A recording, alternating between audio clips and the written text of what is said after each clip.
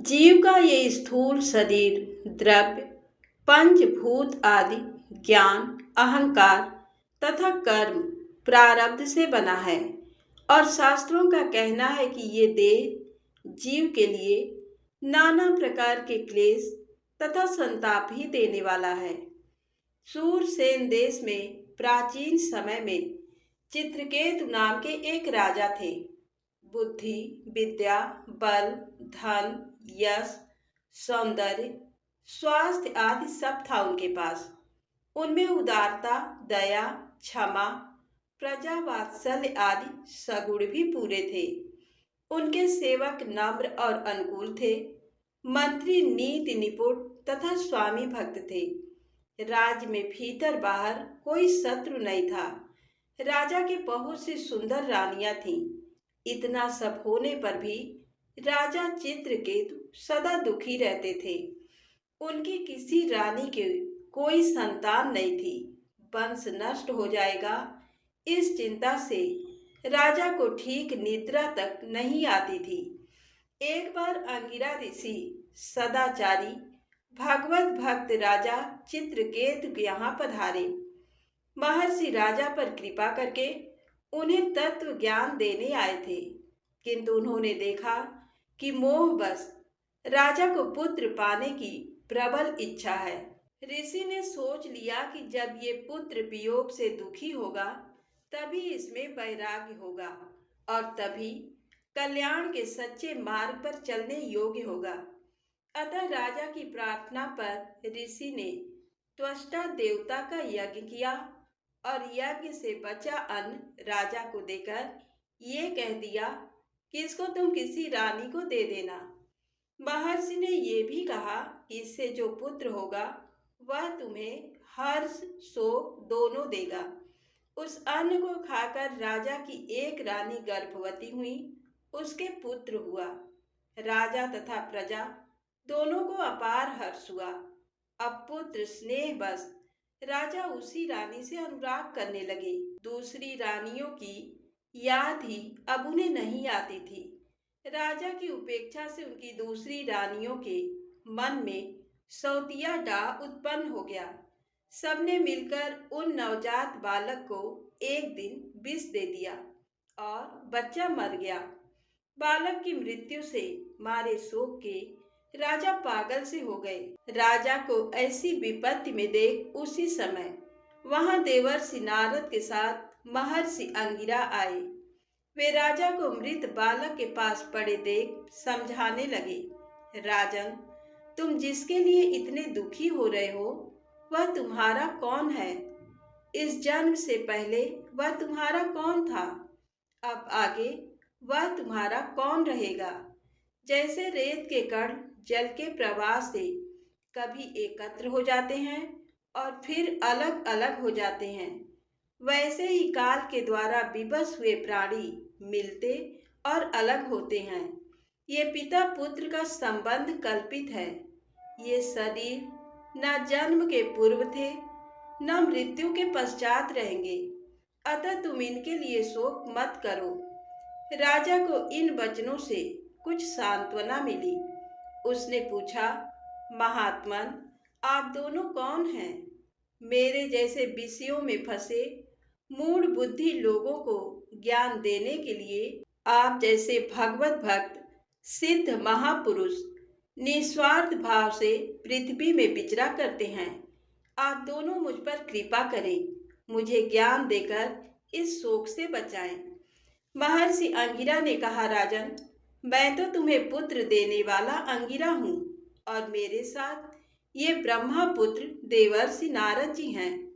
तुम ब्राह्मणों के और भगवान के भक्त हो, अतः तुम्हें क्लेश नहीं होना चाहिए। मैं पहले ही तुम्हें ज्ञान देने आया था, पर उस समय तुम्हारा चित्त पुत्र प्राप्ति में लगा था। अब तुमने पुत्र के वियोग का क्लेश देख लिया।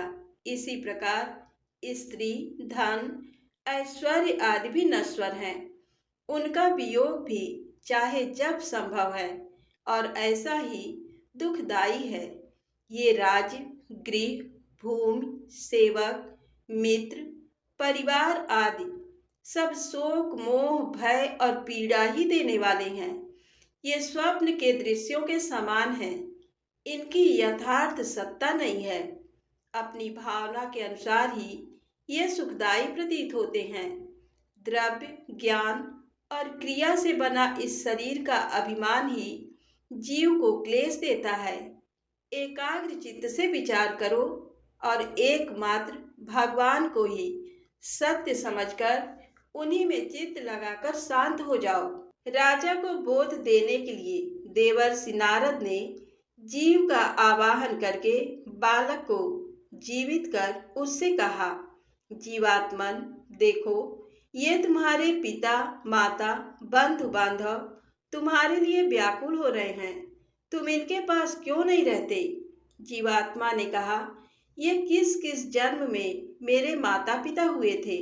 मैं तो अपने कर्मों का फल भोगने के लिए देवता, मनुष्य, पशु, पक्षी आदि योनियों में अनंत काल से जन्म लेता आ रहा हूँ। सभी जीव परस्पर कभी पिता, कभी पुत्र, कभी मित्र, कभी शत्रु, कभी सजातीय, कभी विजातीय, कभी रक्षक, कभी विनाशक, कभी आत्मीय और कभी उदासीन बनते हैं। ये लोग मुझे अपना पुत्र मानकर रोते क्यों हैं? शत्रु मानकर प्रसन्न क्यों नहीं होते? जैसे व्यापारियों के पास वस्तुएं आती और चली जाती हैं, एक पदार्थ आज उनका है, कल उनके शत्रु का है, वैसे ही कर्मवश जीव नाना योनियों में जन्म लेता घूमता है। जितने दिन जिस शरीर का साथ है, उतने दिन ही उसके संबंधी अपने हैं। ये स्त्री, पुत्र, घर आदि का संबंध यथार्थ नहीं है। आत्मा न जन्मता न मरता है। वह नित्य, अविनाशी, सूक्ष्म, सर्वाधार, स्वयं प्रकाश है। वस्तुतः भगवान ही अपनी माया के गुणों के द्वारा विश्व के नाना रूपों में व्यक्त हो रहे हैं। आत्मा के लिए ना कोई अपना है ना पराया, वह एक है और हित अहित करने वाले शत्रु, मित्र आदि नाना बुद्धियों का साक्षी है। साक्षी आत्मा किसी भी संबंध तथा गुण दोष को ग्रहण नहीं करता। आत्मा तो कभी मरता नहीं, वह नित्य है और शरीर नित्य है नहीं। फिर ये लोग क्यों व्यर्थ रो रहे हैं? राजपुत्र का जीवात्मा इतना कहकर चला गया। उसकी बातों से सबका मोह दूर हो गया। मृतक का अंत्येष्टि संस्कार करके राजा शांत हो गए। जब बालक को विष देने वाली रानियों ने ये ज्ञान सुना, उन्हें बड़ा पश्चाताप हुआ। यमुना तट पर जाकर उन्होंने अपने पाप का प्रायश्चित किया। राजा चित्रकेतु ऋषि उपदेश से शोक, मोह, भय और क्लेश देने वाले गृह के स्नेह को छोड़कर महर्षि अंगिरा और नारद जी के पास जाकर उनसे भगवत प्राप्ति का साधन पूछने लगे। नारद जी ने उन्हें भगवान शेष का ध्यान तथा स्मृति मंत्र बतलाया। उपदेश करके दोनों ऋषि चले गए। राजा ने 7 दिन केवल जल पर रहकर एकाग्र चित्त से उस स्तुति रूप विद्या का अखंड जप किया। उसके प्रभाव से वे विद्याधरों के स्वामी हो गए। कुछ दिनों राजा चित्रकेतु विद्या के बल से मनोगति के अनुसार भगवान शेष के समीप पहुंच गए। यहाँ उन्होंने सनत कुमार आदि महर्षियों से सेवित संकर्षण भगवान के दर्शन किए। राजा ने प्रेमवित होकर भगवान के चरणों में प्राणिपात किया और वे भगवान की स्तुति करने लगे। दया में भगवान प्रसन्न हुए। उन्होंने चित्रकेतु को परम तत्व का उपदेश किया। तत्व ज्ञान का उपदेश करते हुए अंत में संकर्षण प्रभु ने कहा, राजन, मनुष्य शरीर में ही ज्ञान की प्राप्ति होती है। जो मानव देह पाकर भी ज्ञान नहीं पाता, आत्मा को नहीं जानता, उसका फिर किसी योनि में कल्याण नहीं होता। विषयों में लगने से ही दुख होता है। उन्हें छोड़ देने में कोई भय नहीं है। अतः बुद्धिमान पुरुष को विषयों से निवृत्त हो जाना चाहिए। जगत के सभी स्त्री पुरुष दुखों को दूर करने, और सुख पाने के लिए अनेक प्रकार के कर्म करते हैं, पर उन कर्मों से ना तो दुख दूर हो पाते और ना सुख ही मिलता है। जो लोग अपने को बुद्धिमान मानकर कर्मों में लगे हैं, वे दुख ही पाते हैं। आत्मा जागृत, स्वप्न, सुषुप्ति इन तीनों अवस्थाओं से पृथक है। यूं समझकर बुद्धिमान पुरुष को चाहिए कि इन अवस्थाओं में प्राप्त होने वाले विषयों से निवृत्त हो जाएं। लोक परलोक से चित्त हटाके और ज्ञान विज्ञान से संतुष्ट होकर मेरी भक्ति करें। एक परमात्मा ही सब स्थानों में सर्वदा है। ये योग मार्ग में लगने वालों को जान लेना चाहिए। इस प्रकार दिव्य उपदेश देकर भगवान अंतर्ध्यान हो गए। चित्रकेतु द्वंद्व रहित समदर्शी हो गए। वे कामना, स्पृहा, अहंकार छोड़कर सदा परमात्मा में ही चित्त लगाए रहते थे। तपोबल इच्छानुसार 14 भुवनों में घूम सकते थे। एक दिन विमान पर बैठकर वे आकाश मार्ग से जा रहे थे। उसी समय उन्होंने मुनियों की सभा में पार्वती जी को भगवान शंकर की गोद में बैठे देखा।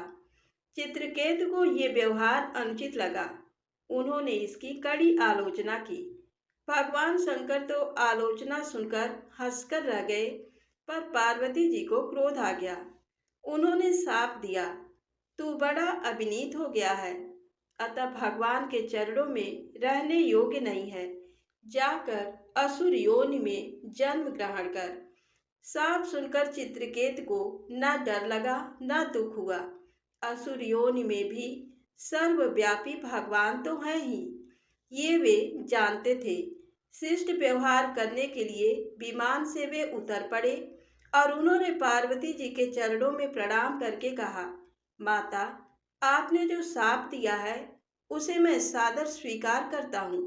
मैं जानता हूँ कि देवता लोग मनुष्य के लिए जो कुछ कहते हैं वह उसके कर्मानुसार ही कहते हैं। अज्ञान से मोहित प्राणी इस संसार चक्र में घूमता हुआ सदा सब कहीं सुख दुख भोगता ही रहता है।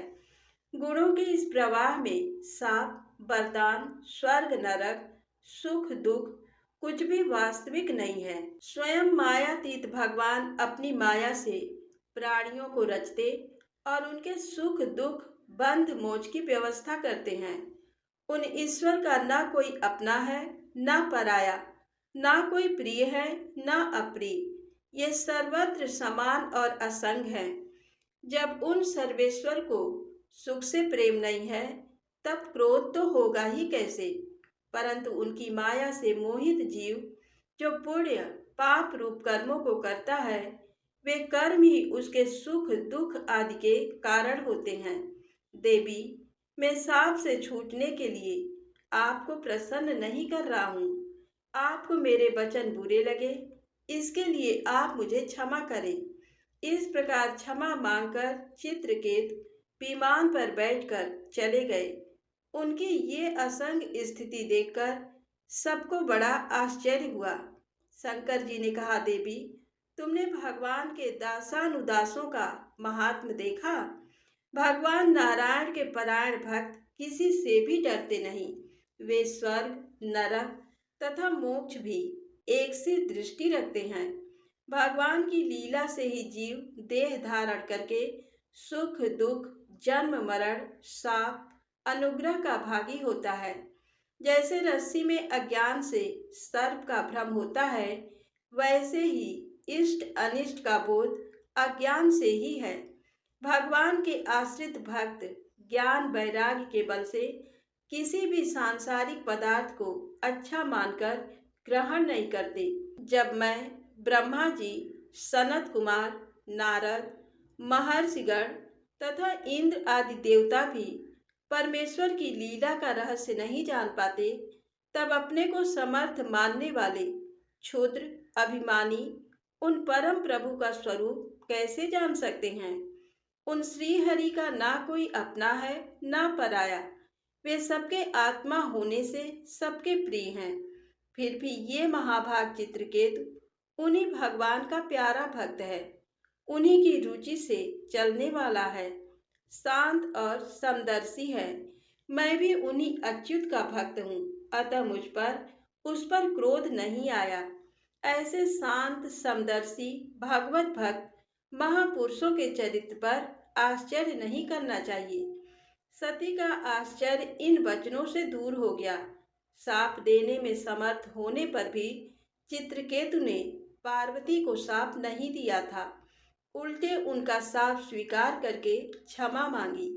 इसी शाप के फल से त्वष्टा के यज्ञ में दक्षिणाग्नि से वे वृत्रासुर के रूप में प्रकट हुए।